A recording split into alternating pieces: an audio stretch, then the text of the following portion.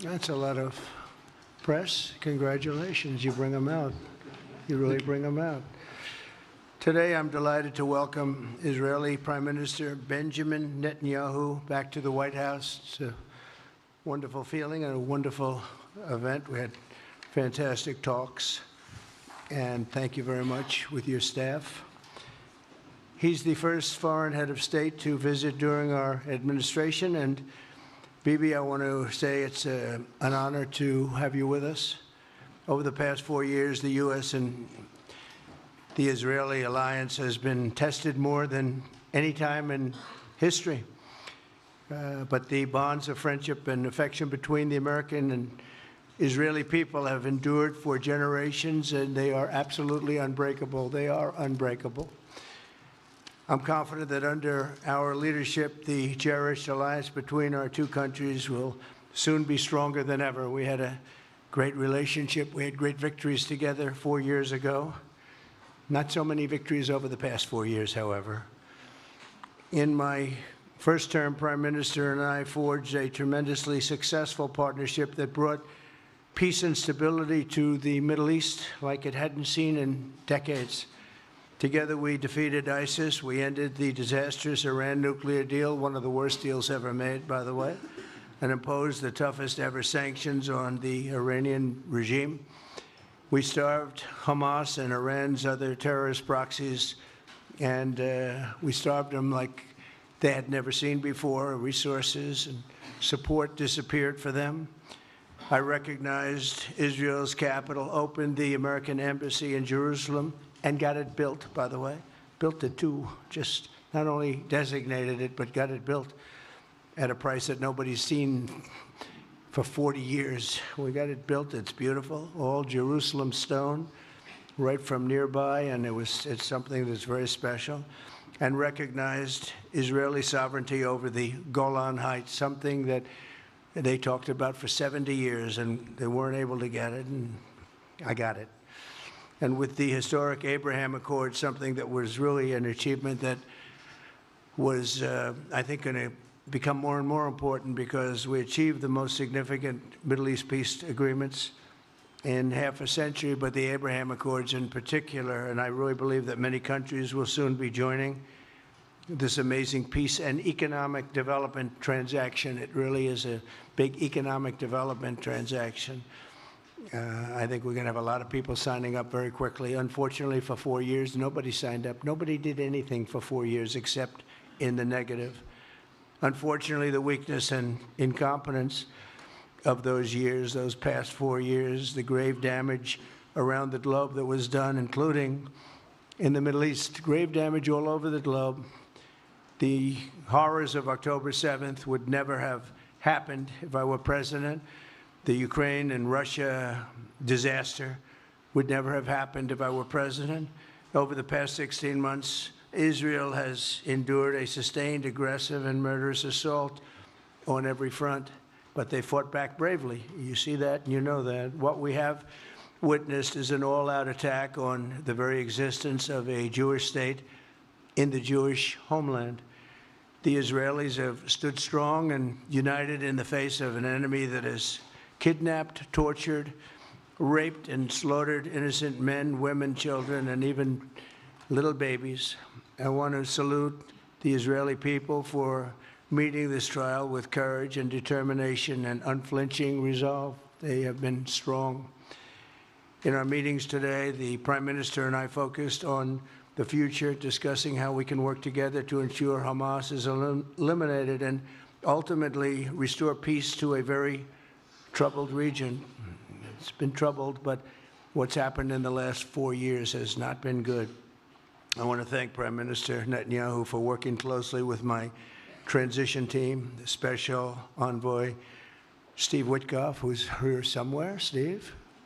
Stand up, Steve, please. What a job you've done. What a good job you've done. Proud of you. Done a fantastic job. National Security Advisor Mike Waltz. Thank you, Mike, for working so well with us. Thank you. We have, in addition, Marco Rubio, who is on the phone right now, listening to every single word that we say.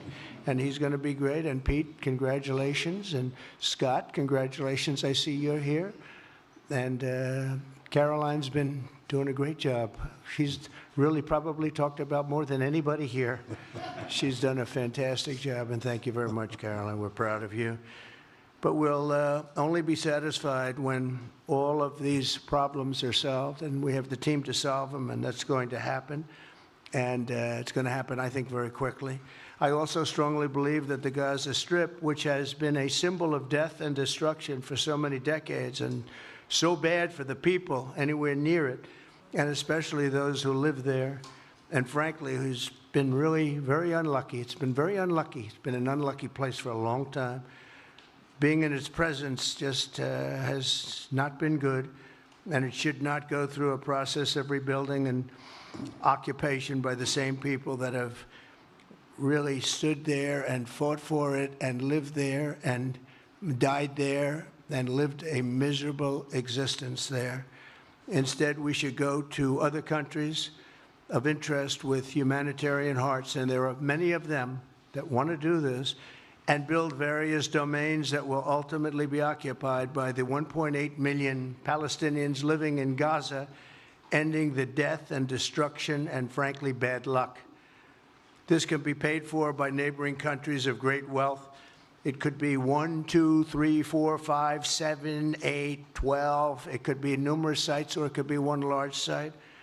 But the people will be able to live in comfort and peace, and we'll make sure something really spectacular is done. They're going to have peace. They're not going to be shot at and killed and destroyed like this civilization of wonderful people has had to endure. The only reason the Palestinians want to go back to Gaza is they have no alternative. It's right now a demolition site. This is just a demolition site. Virtually every building is down. They're living under fallen concrete that's very dangerous and very precarious. They instead can occupy all of a beautiful area with homes and safety, and they can live out their lives in peace and harmony instead of having to go back and do it again. The U.S. will take over the Gaza Strip, and we will do a job with it, too.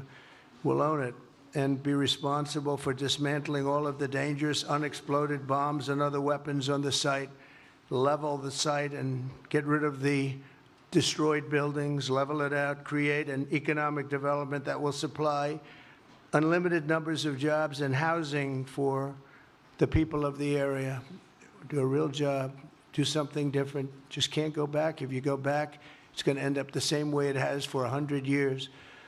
I'm hopeful that this ceasefire could be the beginning of a larger and more enduring peace that will end the bloodshed and killing once and for all. With the same goal in mind, my administration has been moving quickly to restore trust in the alliance and rebuild American strength throughout the region. And we've really done that. We're a respected nation again. A lot's happened in the last couple of weeks. We are actually a very respected nation again. I ended the last administration's de facto arms embargo on over $1 billion in military assistance for Israel.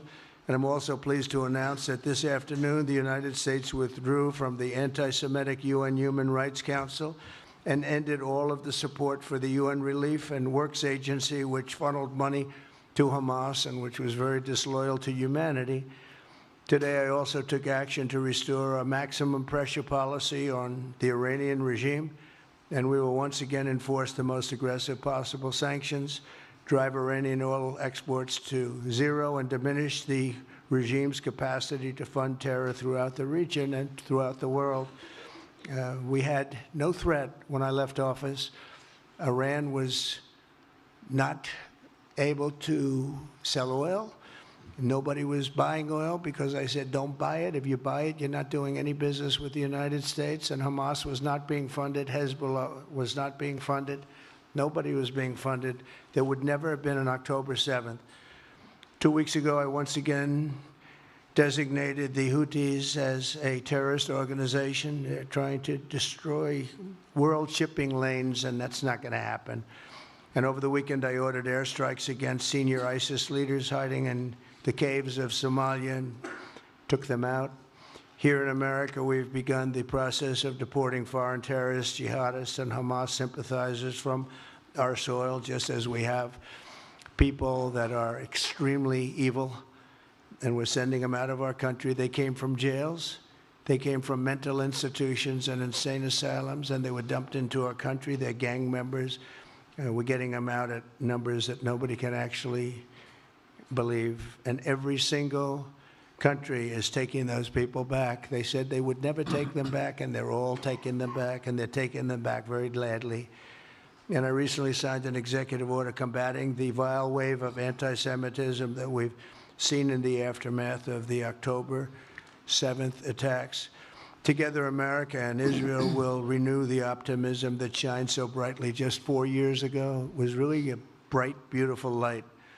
We will restore calm and stability to the region and expand prosperity, opportunity, and hope to our nations and for all people of the Middle East, including the Arab and Muslim nations. Very important. We want the Arab and Muslim nations to have peace and have tranquility and have great lives. I'd like to now invite Prime Minister Netanyahu to say a few words, and we'll take some questions afterwards. Thank you very much.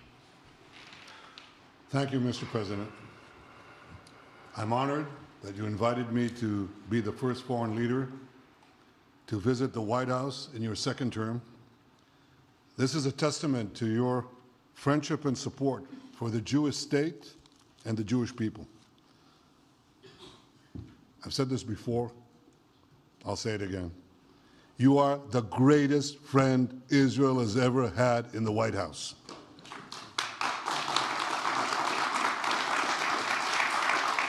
And that's why the people of Israel have such enormous respect for you. In your first term, you recognized Jerusalem as Israel's capital. You moved the American embassy there. You recognized Israel's sovereignty over the Golan Heights. You withdrew from the disastrous Iran nuclear deal. I remember we spoke about it. You said, this is the worst deal I've ever seen.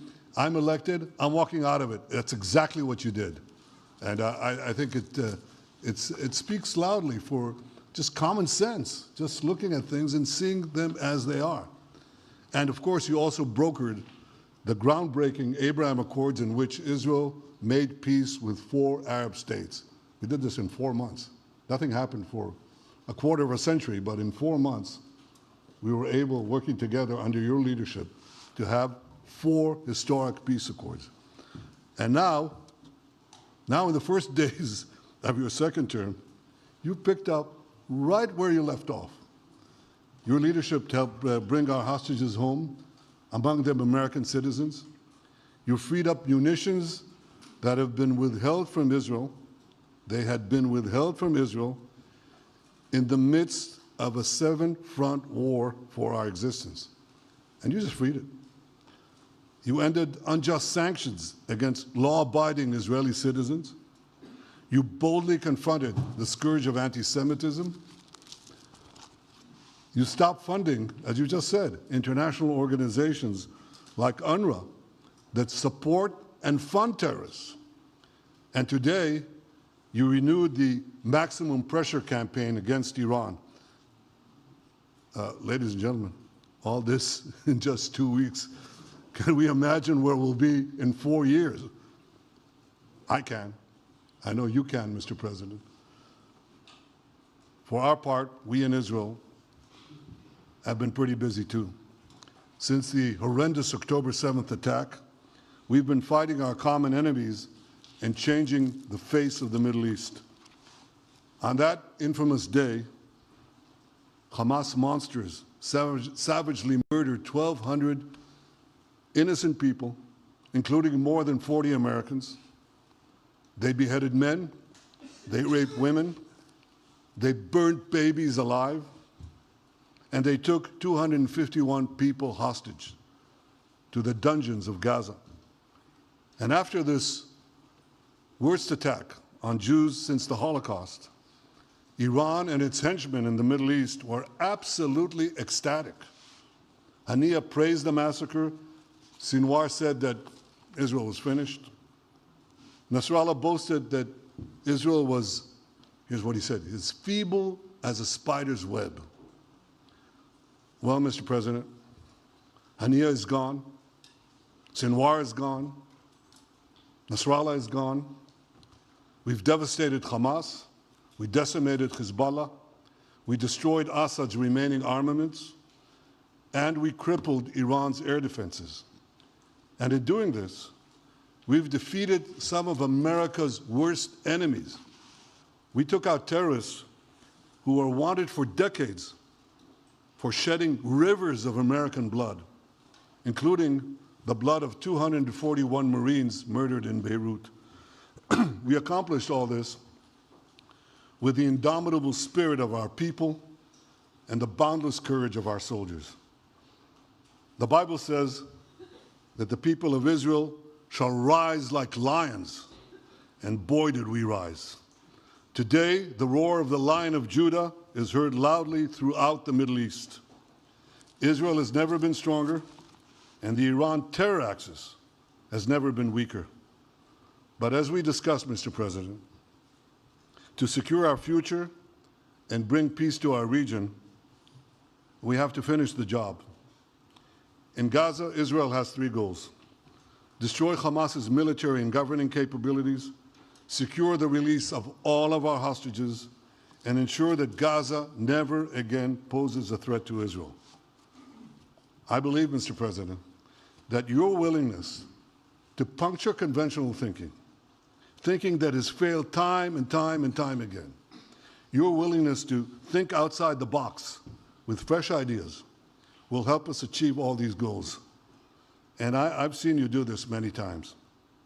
You cut to the chase. You see things others refuse to see. You say things others refuse to say. And after the jaws drop, people scratch their heads and they say, you know, he's right. And this is the kind of thinking that enabled us to bring the Abraham Accords. This is the kind of thinking that will reshape the Middle East and bring peace. We also see eye to eye on Iran. That's the same Iran that tried to kill us both. They tried to kill you, Mr. President. They tried through their proxies to kill me. We're both committed to rolling back Iran's aggression in the region and ensuring that Iran never develops a nuclear weapon. Mr. President, ladies and gentlemen, Israel will end the war by winning the war. Israel's victory will be America's victory. We will not only win the war, working together, we will win the peace. With your leadership, Mr. President, and our partnership, I believe that we will forge a brilliant future for our region and bring our great alliance to even greater heights. Thank you. Thank you very much, baby. Very nice. Thank you. And J.D. Vance, everybody. J.D., please, Vice President, stand up. He's been doing a good job. He's been working very hard on all things, but this in particular. We'll take some questions, please. Yes, ma'am. Go ahead, please. Go ahead. Yeah, go ahead. Mr. President, can a normalization deal with Saudi Arabia be achieved without the acknowledgement of a Palestinian state? That question for you too, Mr. Prime Minister. And Mr. President, given what you've said about Gaza, did the U.S. send troops to help secure the security vacuum? So Saudi Arabia is going to be very helpful, and they have been very helpful. They want peace in the Middle East. It's very simple. We know their leader and their leaders very well. They're wonderful people, and they want peace in the Middle East. As far as Gaza is concerned, we'll do what is necessary. If it's necessary, we'll do that. We're going to take over that piece, and we're going to develop it, create thousands and thousands of jobs, and it'll be something that the entire Middle East can be very proud of. But everybody feels that continuing the same process that's gone on forever, over and over again, and then it starts, and then the killing starts, and all of the other problems start, and you end up in the same place, and we don't want to see that happen. So by the United States, with its stability and strength, owning it, especially the strength that we're developing and developed over the last fairly short period of time. I would say really since the election. I think will be a keeper of something that is very, very strong, very powerful, and very, very good for the area, not just for Israel, for the entire Middle East, very important. And we'll, again, have thousands of jobs, and there'll be jobs for everyone, not for a specific group of people, but for everybody. Okay, please. I think peace between Israel and Saudi Arabia is not only feasible, I think it's going to happen. I think if we had another half a year in your first term, it would have already happened. True. Many, many more, I agree, many more nations. I think you can't prejudge and pre-guess how we'll achieve it, but I'm committed to achieving it. And I know the President is committed to achieving it, and I think the Saudi leadership is interested to achieve it. So we'll give it a good shot, and I think we'll succeed. Yeah, please, go ahead.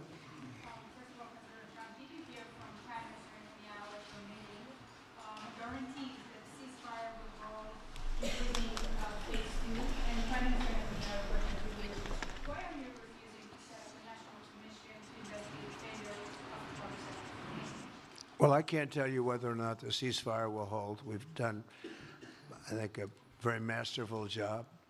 We weren't helped very much by the Biden administration, I can tell you that. But we've gotten quite a few hostages out. We're going to get more out. But we're dealing with very complex people. And we are going to see whether or not it holds. We certainly want to have more come out. They've come out damaged in many ways, very damaged people. But they're going to get better, and they're going to be strong, and they're going to have a good life. And we hope to get as many as possible out. Whether or not it holds, I don't know. We hope it holds. We hope it holds. I think that at the appropriate time, which I think will enable us to really investigate what happens, what were the causes of the failures, by an independent commission that will be accepted by the majority of the people. We don't want it accepted by one half of the people and not the other. I think we should have it, and we should find out exactly what happened. I'm insisting on it. And believe me, it'll surprise a lot of people when it happens. Kelly, go ahead. You are outlining something that is really quite striking tonight. You are talking about, thank you, Mr. President, Mr. Prime Minister. You are talking tonight about the United States taking over a sovereign territory. What authority would allow you to do that? Are you talking about a permanent occupation there, redevelopment? And Mr. Prime Minister, do you see this idea as a way to expand the boundaries of Israel and to have a longer peace, even though the Israeli people know how important that land is to you and your citizens, just as the space is inherited by the Palestinians as well? I do see a long-term ownership position, and I see it bringing great stability to that part of the Middle East and maybe the entire Middle East. And everybody I've spoken to, this was not a decision made lightly. Everybody I've spoken to loves the idea of the United States owning that piece of land, developing and creating thousands of jobs with something that will be magnificent in a really magnificent area that nobody would know. Nobody can look because all they see is death and destruction and rubble and demolished buildings falling all over. It's just a terrible sight. I've studied it. I've studied this very closely over a lot of months, and I've seen it from every different angle. And it's a very, very dangerous place to be, and it's only going to get worse.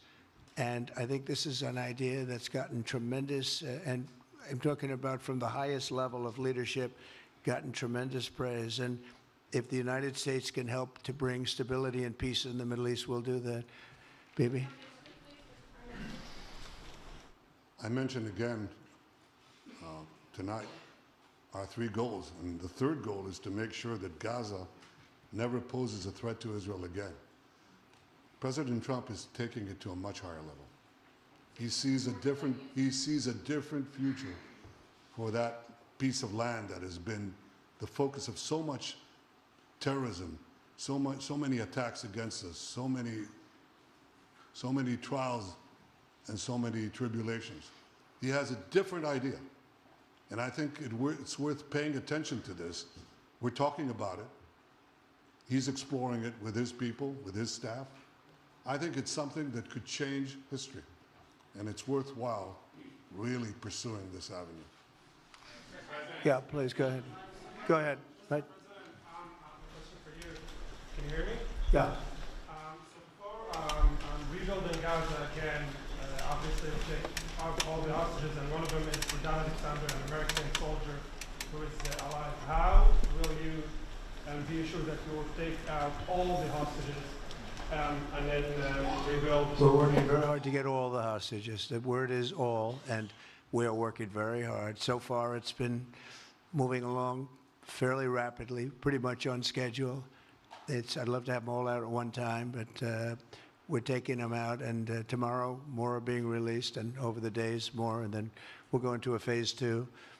But we'd like to get all of the hostages, and if we don't, it will just make us somewhat more violent. I will tell you that, because they would have broken their word. Mr. Witkoff and his entire group have been working 24 hours around the clock, and they want them out, and promises have been made to them, and we'll see whether or not those promises will be kept. But we want all the hostages, that's right. How much time do you think it will take? Do you support, Mr. President, do you support Israeli sovereignty in Judea and Samaria, areas which many believe is the biblical homeland of the Jewish people? Well, we're discussing that with many of your representatives. You're represented very well, and people do like the idea, but we haven't taken a position on it yet. But we will be we'll be making an announcement probably on that very specific topic over the next 4 weeks. Go ahead, please. Please. Thank you so much, Mr. President. You just said that you think all the Palestinians should be relocated to other countries. Does that mean that you do not support a two-state solution? It doesn't mean anything about a two-state or one state or any other state. It means that we want to give people a chance at life. They have never had a chance at life because the Gaza Strip has been a hellhole for people living there. It's been horrible. Hamas has made it so bad, so dangerous, so unfair to people. And by doing what I'm recommending that we do, it's a very strong recommendation, but it is a strong recommendation. By doing that, we think we're going to bring perhaps great peace to long beyond this area. And I have to stress, this is not for Israel. This is for everybody in the Middle East, Arabs, Muslims. This is for everybody. This would be where they can partake in terms of jobs and living and all of the other benefits. And I think it's very important. It just doesn't work the other way. You know, you can't keep trying. Has been going along for so many decades, you can't even count. You just can't keep doing. You have to learn from history. You can't keep doing the same mistake over and over again. Gaza is a hellhole right now. It was before the bombing started, frankly. And we're going to give people a chance to live in a beautiful community that's safe and secure. And I think you're going to see a tremendous outflowing of support. I can tell you, I spoke to other leaders of countries in the Middle East, and they love the idea. They say it would really bring stability, and what we need is stability. Yes, sir, please. Go ahead. Thank you. Are you still committed to imposing sanctions on the ICC, despite the move being stalled in the Senate? And please, a question for the Prime Minister as well. The President has been very clear about his desire to achieve a deal with Saudi Arabia. How do you settle this if Israel is required to renew the war against Hamas in the future? Go ahead, Bibi. I think everybody understands that just as the President fought and defeated Al-Qaeda and ISIS, that we can't leave Hamas there because Hamas will continue the battle to destroy Israel. They'll do, you know, when in this temporary ceasefire, one of their leaders comes out, you know what he says? We're going to do October 7th again, except we'll do it bigger. So obviously, you can't talk about peace neither with Hamas or in the Middle East if this, toxic, murderous organization is left standing. Any more that you could make peace in Europe after World War II if the Nazi regime was left standing and the Nazi army was left standing. You want a different future? You got to knock out the people who want to destroy you and destroy peace. That's what we're going to do. I think that will also usher in, actually, the peace with Saudi Arabia and with others. And I think there will be others, too. Yes, ma'am. Go ahead. As a high expectation from you. Do you have any plan to change Afghanistan situation? Are you able to recognize Taliban? Because I'm an Afghan journalist, Afghan suffrage woman. Any comment about Afghanistan? What's your future plan for Afghan people, especially Afghanistan? I have a little hard time understanding you. Where are you from? Oh. Actually, it's a beautiful voice and a beautiful accent. The only problem is I can't understand a word you're saying. But I just say this, good luck, live in peace. Go ahead, please. That's okay, yeah, please. Prime Minister, you said earlier today that it was tough for you to implement these sanctions on Iran, but you did indicate that you were willing to negotiate with them. What would that look like, and are you in conversations with them? And the same for the Prime Minister, sir. I hated doing it. I want Iran to be peaceful and successful. I hated doing it. I did it once before, and we brought them down to a level where they were unable to give any money. They had to survive themselves, and they had no money. They were essentially broke, and they had no money for, as I said, Hezbollah. They had no money for Hamas. They had no money for any form of terror. The 28, if you call it, the 28 sites of terror, they had no money for any of it. They had to do their own and focus on their own well-being. And I hated to do it then, and I hate to do it just as much now. And I say this, and I say this to Iran, who's listening very intently. I would love to be able to make a great deal, a deal where you can get on with your lives and you'll do wonderfully. You'll do wonderfully. Incredible people, industrious, beautiful, just an unbelievable group of people in Iran. And I know them well, have many friends from Iran and many friends that are Americans from Iran, and they're very proud of Iran. But I hated to do it, just so you understand. And I hope we're going to be able to do something so that it doesn't end up in a very catastrophic situation. I don't want to see that happen. I really want to see peace, and I hope that we're able to do that. They cannot have a nuclear weapon. It's very simple. I'm not putting restrictions. They cannot have one thing. They cannot have a nuclear weapon. And if I think that they will have a nuclear weapon, despite what I just said, I think that's going to be very unfortunate for them. If, on the other hand, they can convince us that they won't, and I hope they can. It's very easy to do. It's actually very easy to do. I think they're going to have an unbelievable future. Yeah, please, sir, go ahead. You just laid out your plan for Gaza. Yes. Can you lay out your plan for Ukraine and also... For Ukraine? For Ukraine, yes. You consider yourself a strong leader. You blamed your predecessor for letting Russia to take over Ukraine. Will you demand from Putin to get out of Ukraine, from sovereign territory of Ukraine? So we're dealing right now in the subject. I don't want to spend a lot of time because we're here for another reason, but we are having very good talks, very constructive talks on Ukraine. And we are talking to the Russians. We're talking to the Ukrainian leadership. It would have never happened. That would have never happened. It should have never happened. I get reports every week, the number of soldiers, mostly soldiers now. The cities have been largely demolished. You talk about a very sad sight to see. We talk Gaza. Well, many of these cities look as bad as Gaza and worse, what's happened to them. And I want to see that end. And I want to see it end for one simple reason, the life of young people being absolutely obliterated on both sides. You probably have 700,000 Ukrainian soldiers dead, 800,000, maybe more Russian soldiers dead.